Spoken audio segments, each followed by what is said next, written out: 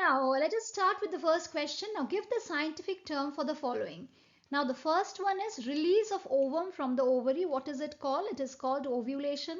The second one is the onset of menstrual cycle in females. Now, it is called menarche. So, is it clear? So, why at the time of birth the testes descend into the scrotal sac?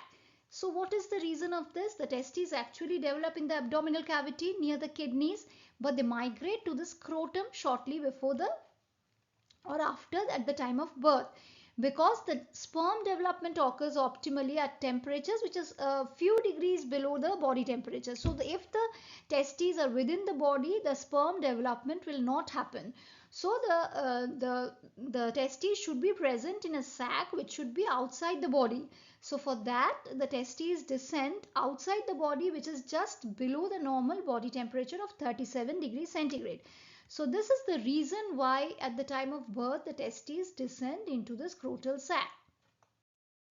Now here we will start with another question that give the functions of the following. That is, first is the sperm tail. What is the function of sperm tail? The tail provides sperm movement. So the main function, the tail's primary function is the sperm motility. So other than that, what is it doing? It is actually, it whips and undulates so that the cell will travel the egg.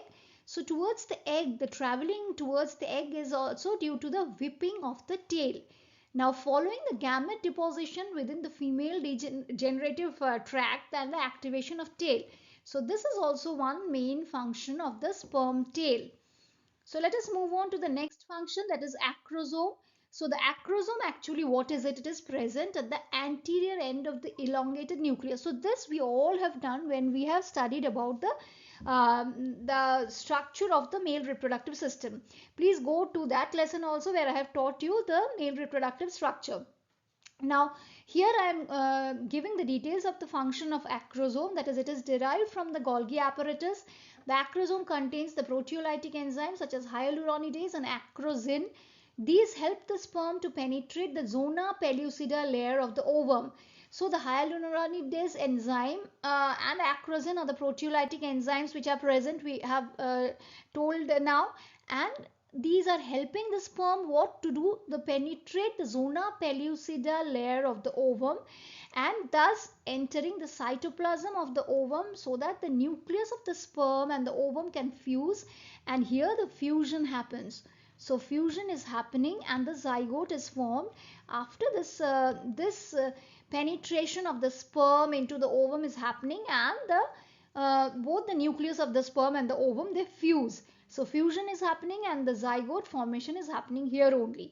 So these are the main functions of acrosome. Now let us see here.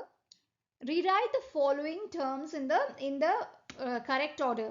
So we all have discussed this earlier, that what are the correct sequence of these phases of menstrual cycle. So first we will take the menstrual phase, second we are taking the follicular phase, third one is the ovulatory phase, and last is the luteal phase. So in correct order, how we can write? We can write 1, we can write 2 here, we can write the third or the ovulatory phase, and fourth one is the luteal phase.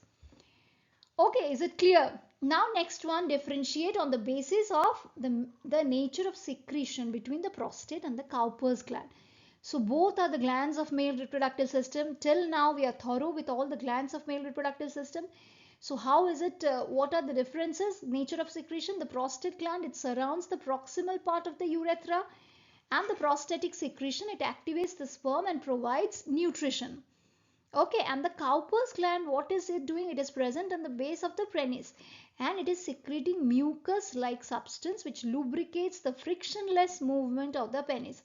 So this is what is happening when you are differentiating between the prostate and the Cowper's gland. This is activating the sperm and this is producing the mucus substance which lubricates the frictionless movement of the penis. Okay, is it clear? So let us go to the next one.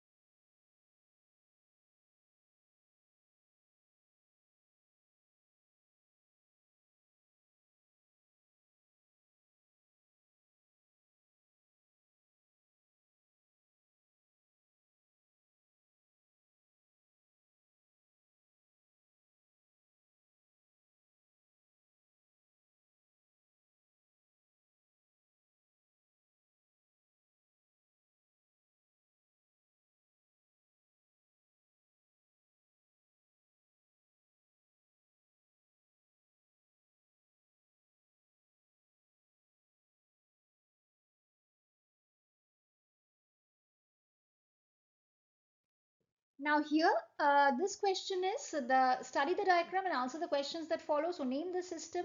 The system name of the system is male reproductive system. We all know this. This is male reproductive system. And now let us move on to the second question. What is it? That is, state the function and label the part marked 1 and 2. So the first part is the, what is the first part? That is the seminal vesicle. Try to recall it. That is seminal vesicle. And the second part is the seminiferous tubules. Is it clear? So this one is the seminiferous tubule. Now they have told you what is the significance of part labeled 5. This is the scrotum or the scrotal sac. So this is the scrotum or the scrotal sac. So you all know the function. I have already told you earlier what is the function of the scrotal sac or the scrotum. Go through that slide, go through that, and you just write the function of this.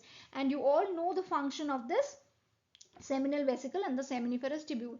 So please do practice a lot. Whatever I have taught you, go through my updates, go through my videos, and don't forget to subscribe to my channel to get the updates. So this is all full reproductive system, and a few other systems are left. So I'll be back soon with other systems which are left for ICSE exams. So till then, best of luck and keep on studying your lessons properly. Thank you.